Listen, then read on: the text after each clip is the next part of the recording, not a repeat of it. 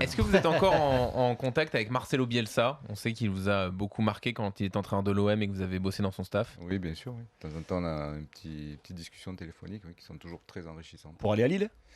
Pour aller à Lille, déjà pour parler de foot. Parler de foot. Mais il n'a pas parlé d'aller à Lille. Non, il m'a parlé de Lille, mais pour l'instant, on parle que de foot. D'accord.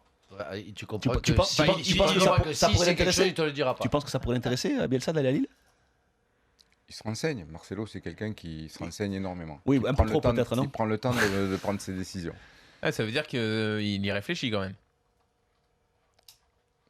Pas vous Non, mais vous dévoiler la vie inquiétez de pas, Marcelo. c'est pas non plus. Non, mais je vous ai dit ce que je avais à dire. Je veux Ouais. dire, voilà, Marcelo, l'année dernière déjà, lorsque on était venu jouer à Lille, on a été visiter Ouais, domaine de le Luchin. domaine de Luchin.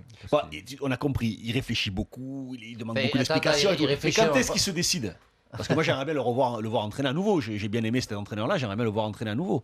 Est-ce que il va revenir ou c'est parce que tu sais pas? C'est pas du gars, il faut lui demander à lui. Ça. Ouais, bah écoute, j'ai pas son Dis-moi, numéro, mais tu me le donneras tout à l'heure. il réfléchit longtemps, mais quand il se barre au bout d'une journée, il réfléchit pas longtemps.